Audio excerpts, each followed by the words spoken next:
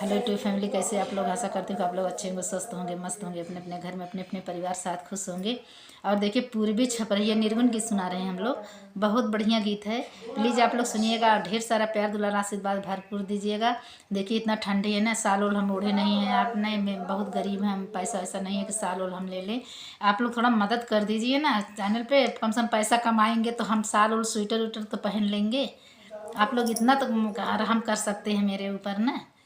चलिए, आप लोग ना सुनिएगा गाना और कमेंट करके ज़रूर बताइएगा, और ढेर सारा पूरा फुल वाच करके सुनिएगा, ताकि मेरा साल स्वेटर खरीदा जाए आप लोग की कृपा से। अपनी कृपा बनाए रखिएगा। कि जानी जा पुरबवा सैया बाटे एगो कारण हो। जानी जा पुरबवा सैया बाटे एगो कारण हो। कि बंगाली ने तिरिया होली मत मारन हो राम हो।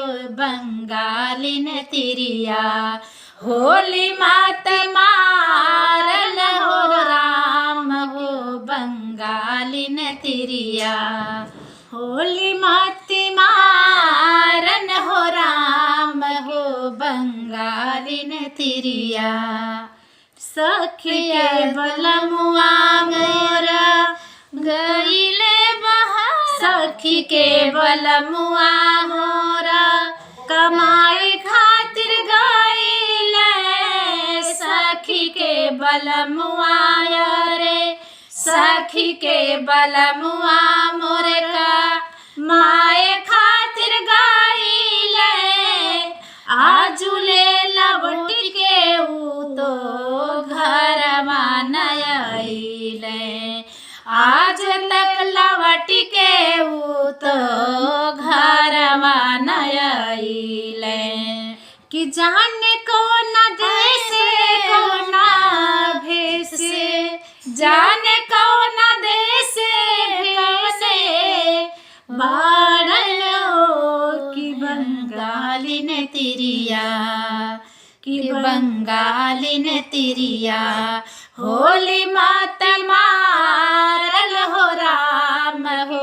बंगाली ने तिरिया होली मत मारल हो राम। की बंगाली ने तिरिया होली मत मारल हो राम। की बंगाली ने तिरिया कि जाने जा पुरबवा सैया जाने जा पुरबवा सैया बाटे एगो कारण हो। बंगाली ने तिरिया होली मत मारल हो राम। की बंगाली ने तिरिया होली मत मारल हो राम। की बंगाली ने तिरिया गवही कमाए पिया रोटी दोई जान के। घर ही कमाए पिया रोटी दोई जान के।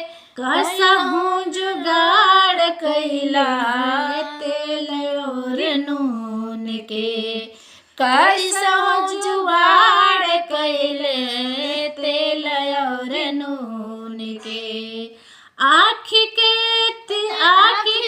सोझा रहा आँखिया के सोझा रहा।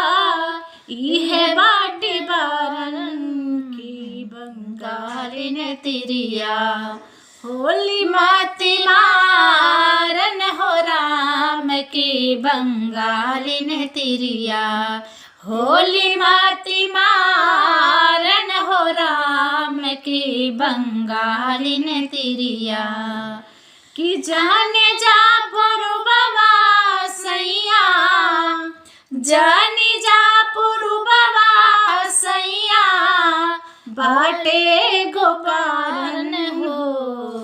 बंगाली ने तिरिया होली माते मार बंगाली ने तिरिया, होली मात मारन हो राम की बंगाली ने तिरिया।